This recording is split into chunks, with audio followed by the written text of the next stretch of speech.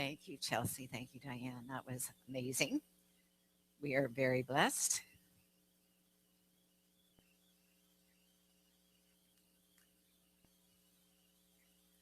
So we're exploring our global vision, which you see at the back of the room. We have not only have the whole global vision, but we have the monthly themes. And today is to continue that global vision with the theme, Suffer No More. It really comes from a quote from Dr. Ernest Holmes, and I'll get to that in a minute. But I wanted to start with something a little funny. And um, I I thought this is a Reverend Bruce joke, so thank you, Reverend Bruce, wherever you are in advance. The story goes that a person was talking about death and saying, I really want to go in my sleep like my grandpa did. And the other person looked at him and said, yeah, that sounds good. Not shouting, crying in terror like the people in his car.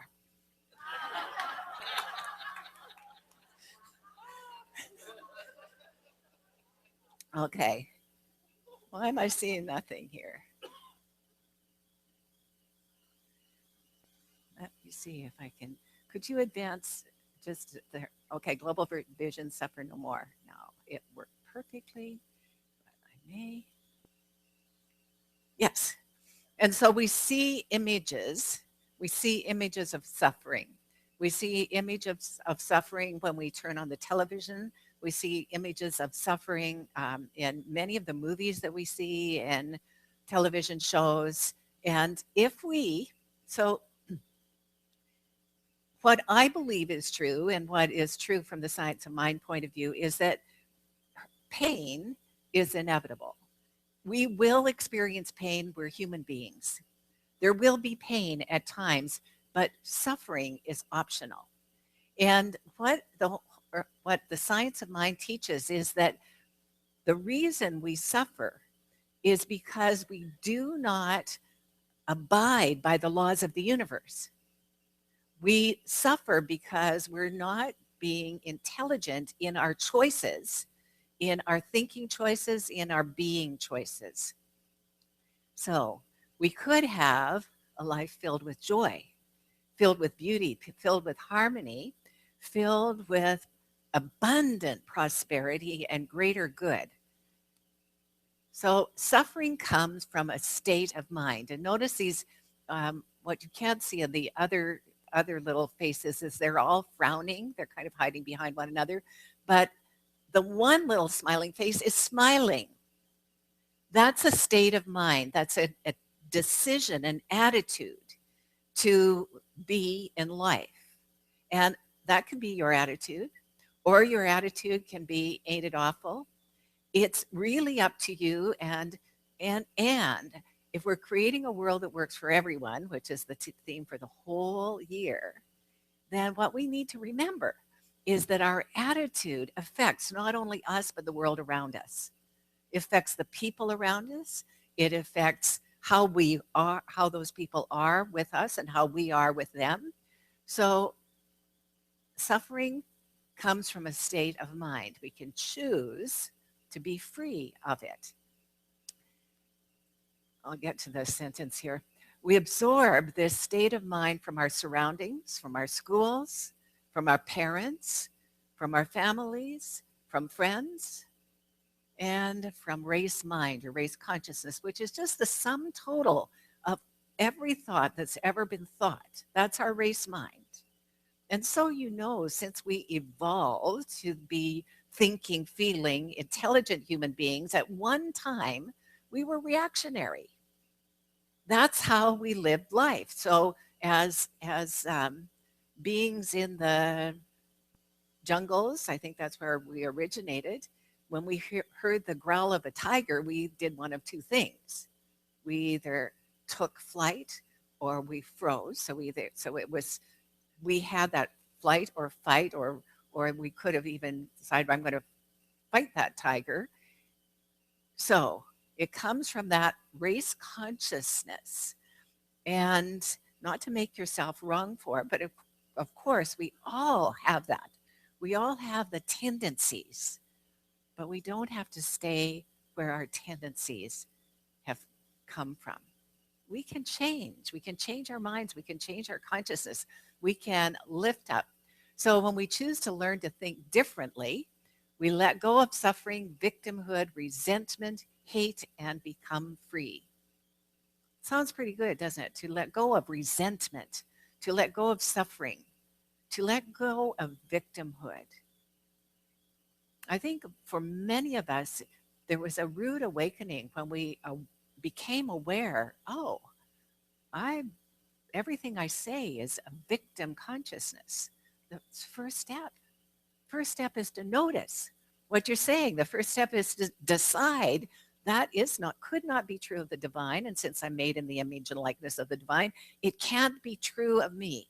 It might be my experience. I am not saying that we won't have pain. I am not saying that we won't have grief.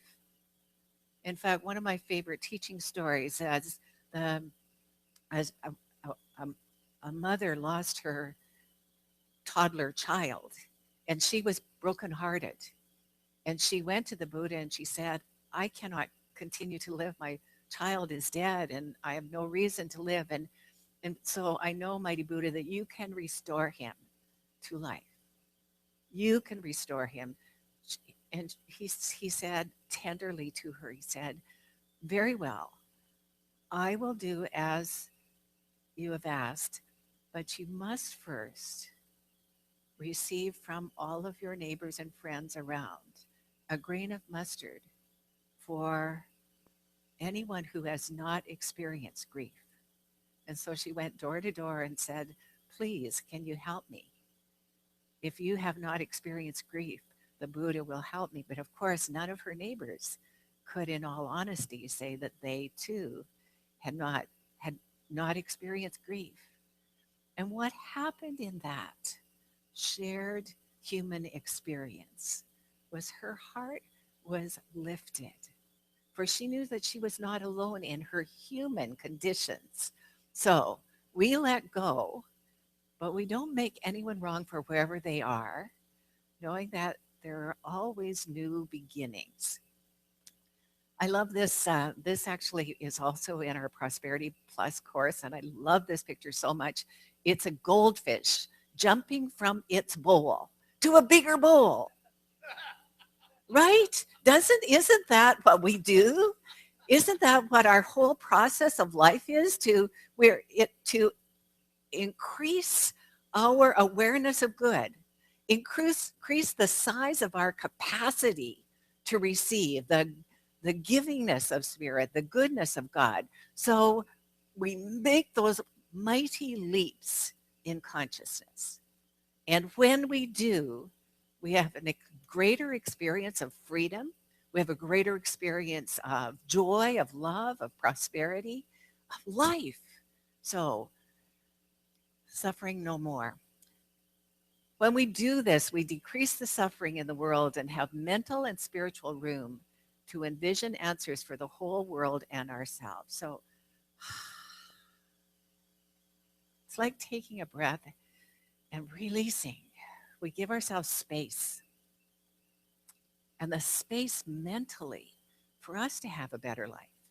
When we know that we can have a better life, we know that for every person around us. When we think we're victims and life can't get any better, then we've imprisoned all of our friends into that same consciousness, all of our acquaintances, everyone. So we can be surrounded by people who truly love us and want us to win, where we work together. So this is a quote from Ernest Holmes. He said, the world is beginning to realize that it has learned all it should through suffering and pain. Surely there can be no intelligence in the universe that wishes man to be sick, suffer pain, be unhappy, and end in oblivion. Now that is just common sense. And yet Ernest Holmes wrote this. Now, I don't know if it's, I really, sorry, didn't do my homework. Don't know if it's in the 1926 version, but it's in the 1934 version of the textbook. He wrote this a long time ago. Since then, we've had another world war. We've had a Korean War. We've had a Vietnam War. We've had 2 Iraq confrontations. So I'm not sure that even though we have learned all we should from suffering and pain, that the whole world hasn't learned it yet. But that doesn't mean that we have to be in agreement. We can stand tall in our awareness that our choice is peace. Our choice is greater livingness, jumping into that new container. Um, and if you can imagine that fish jumping into the ocean, then that would be a great and mighty leap in consciousness. And of course, we keep him safe in the ocean. God never intended man to suffer, is another quote from Holmes. Suffering may be salutary in that it leads us to a place where we learn that it is unnecessary. Leads us to a place where we learn it maybe that it is unnecessary.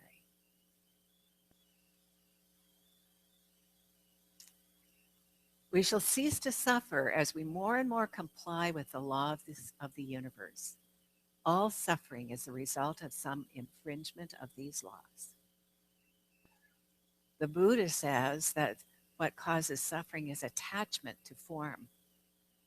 Attachment to form. And what we know is that our thinking is always creating forms. It's creating new experiences. And the Buddha's right. If we get attached to any of those forms, then we can't grow. We can't move. We can't live a greater and better life. So back to Ernest Holmes. If we comply with the laws of the universe, all suffering is a result of some infringement of this law. Our first and foremost law is it is done unto you as you believe. As you believe. So some of you might have read my blog, which had a clip of Debbie Downer from Saturday Night Live. And Saturday Night Live is a very in-your-face kind of a comedy.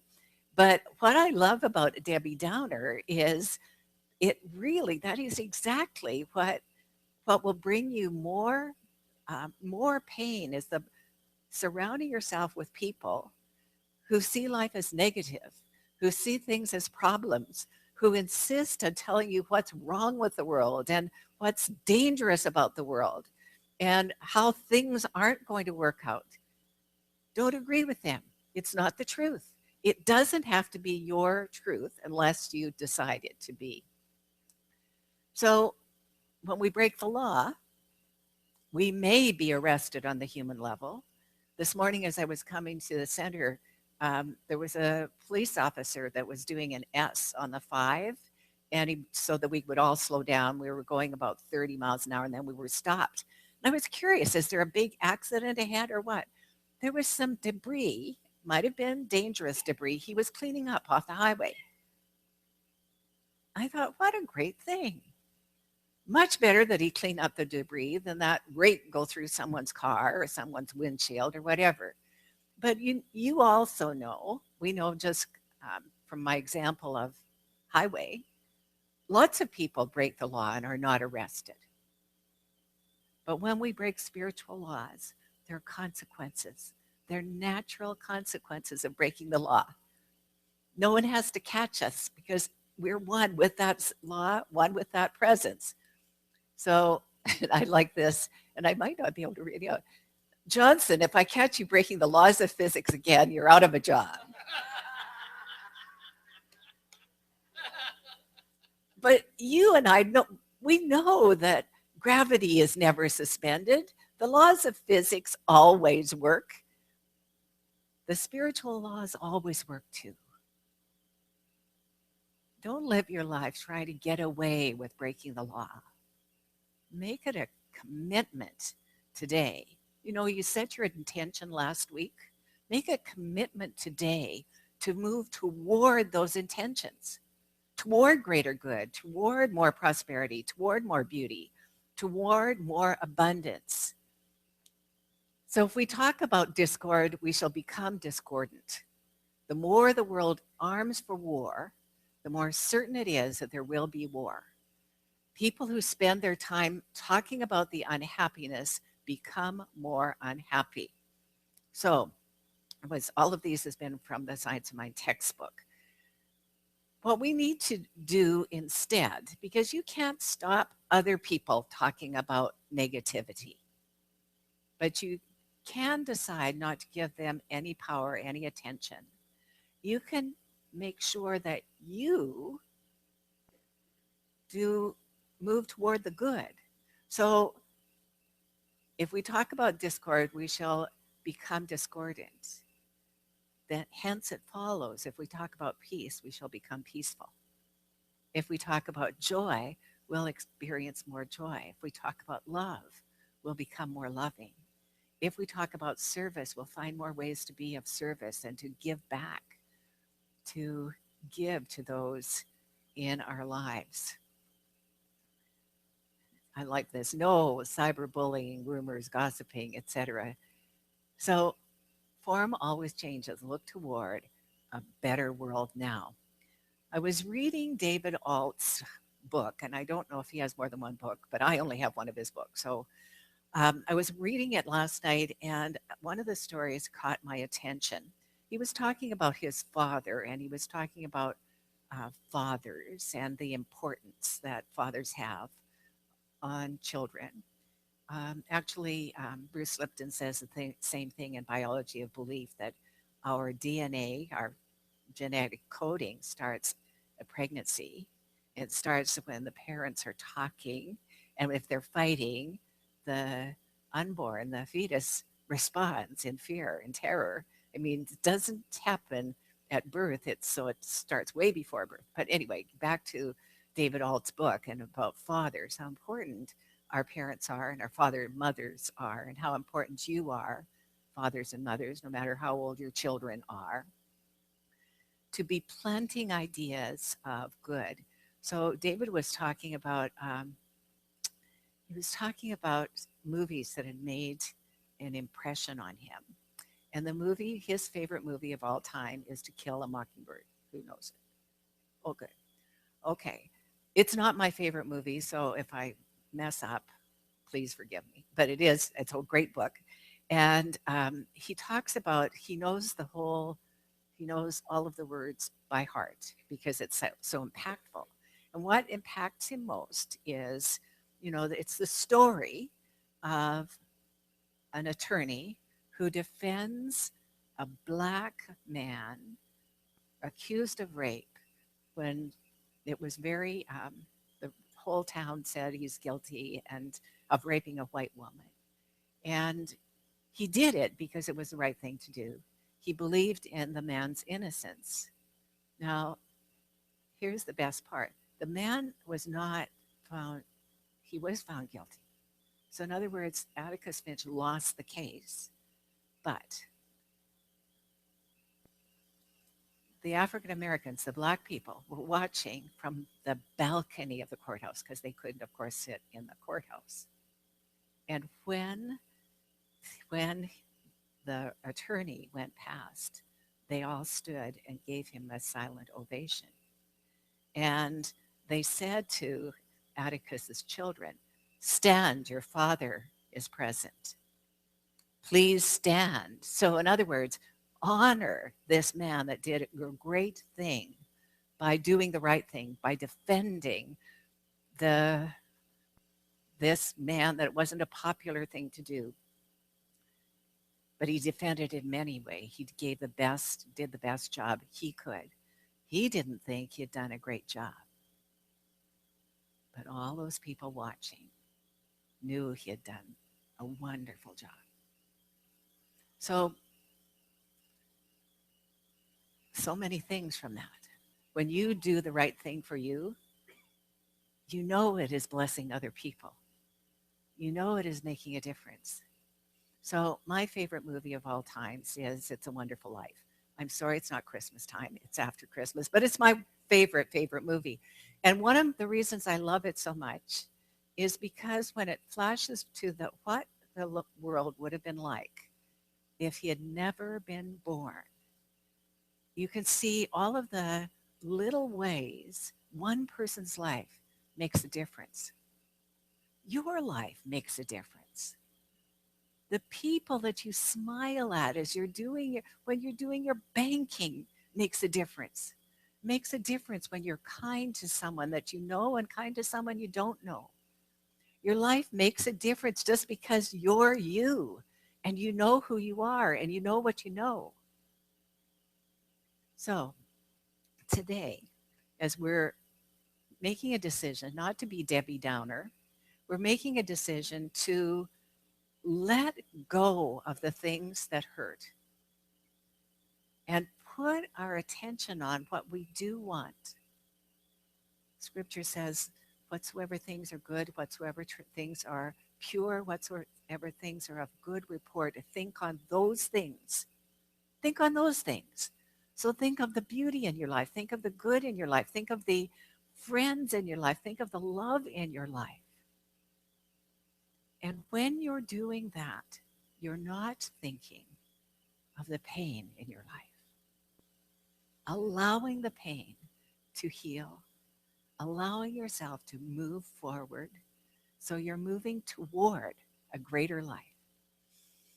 Put your hand on your heart.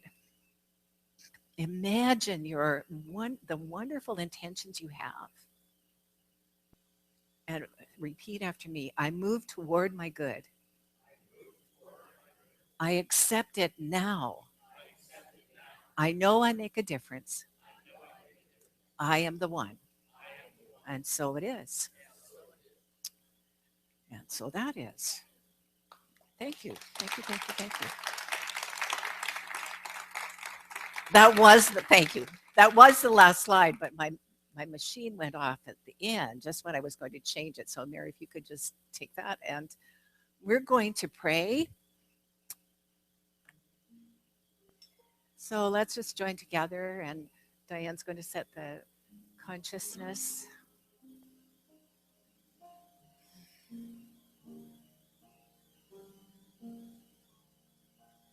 I am opening to your love. I am opening to your love. I am opening to your love. I am opening to your love.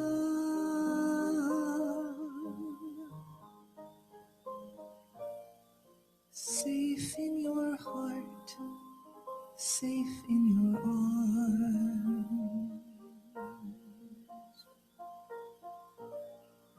safe in your heart, safe in your arms. I am opening to your love. I am opening to your love.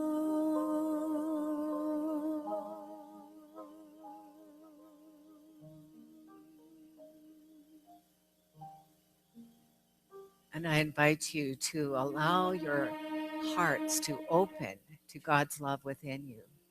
I invite you to take any word that you agree with and make it your own. I'm going to speak this word in the first person. So let any that you disagree with just wash past you. You don't have to take it. It's only if you make an agreement that it's yours. So this is what I know for certain. I know that there is only this thing itself, this thing, this mighty moving power, the thing that overarches eternity, that is the life of God, that is the infinite intelligence and divine wisdom of the divine. I know this mighty moving power is everywhere present, and it is the power of love. It is the healing power of God's love, and it is everywhere. So what I know is in this very moment, it is right where I am. It is in the word that I speak. And I speak this one for my intentions, for the blessing that I am. I speak this word that I am the vitality, the energy, the aliveness of the divine, that my physical body is a manifestation of the wholeness that God is, that I am ageless being, and that my my body mind is youthful, and it is filled with vitality and energy and aliveness. The zest of God is my zest. I am thrilled with the movement of this physical body. And furthermore, I know that I am the connecting power of God's love, that heart to heart, I am one with each and every other being here, that I am one with God and one with that love, that my word is a word of loving kindness, and I am a blessing to everyone that I meet, everyone that I see, everyone that I know, that my life blesses everyone because it is love in expression. No longer do I judge, no longer do I compare, no longer am I dissatisfied or resentful, but rather I look toward what I do want, and I see the good, and I know the good, and I accept the good. And furthermore, I know that I am that creative expression of the divine, and that creativity moves through me, and it brings forth new ideas and brilliance in every way. It opens opens the channels to newness everywhere. I see new hobbies, new ideas, new things to read, new things to examine, and new things to share. I know that this is the intention for the year. And I continue and know that that prospering power that God is in me is divine abundance. And so I give thanks for my blessing. I know that I'm blessed, that my investments are blessed, my money is blessed, my house is blessed, my car is blessed, that everything is God's expression of itself. And so I begin this year with confidence, knowing my freedom, knowing my wholeness, knowing my oneness with Source. So, with great, great joy and great gratitude for that presence that is whole, complete, and perfect, I simply release this word. I place it in the action of law. The mind of God has it, it's complete.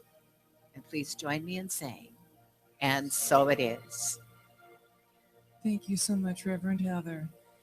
And please welcome back Chelsea Van.